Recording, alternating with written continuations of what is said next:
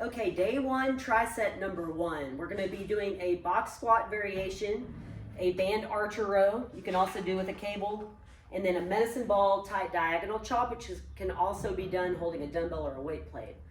So for the box squat with a barbell, standard form, we're gonna be using a box that's anywhere from probably 14 to 16 inches tall.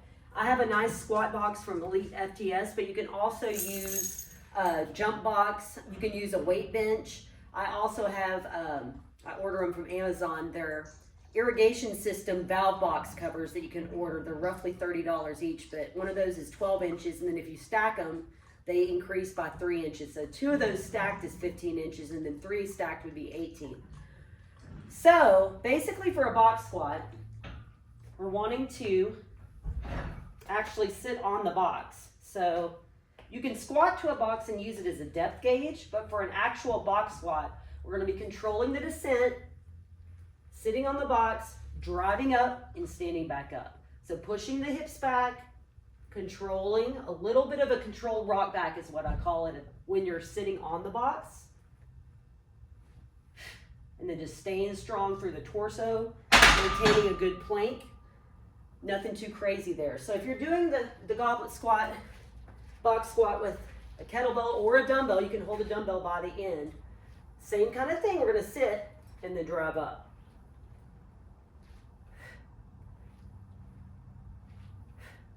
Okay, pretty simple. We like box squats a lot in here. So archer rows. You're gonna be using a band or a cable. Like I said, if you have access to a functional trainer that has 2 separate cables coming out of it, you can use that as well. Archer rows, what we're gonna be doing here, we're gonna do all the reps on one side versus alternating. I'll usually specify if I want y'all to alternate. So we're taking a nice drop step while we're performing the row, and we're rotating. So it's like you're drawing a bow, and then we're coming back. So you'll notice my stance leg, the non-moving leg, stays glued to the floor, that foot does, and I'm just drawing that elbow back and finishing here kind of a perpendicular step. So we want to make sure you get the slack out of the band. We don't want a floppy band.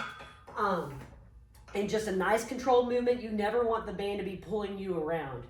So third and final exercise of this tricep is a tight diagonal chop is what I call it.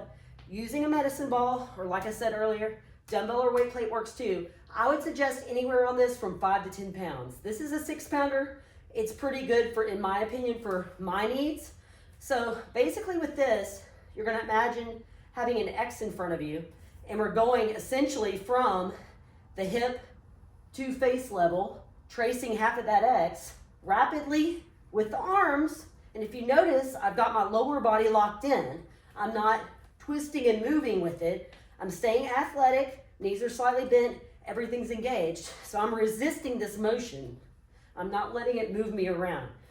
So y'all are gonna do reps on one side and then reps on the other one with that. That's tricep number one.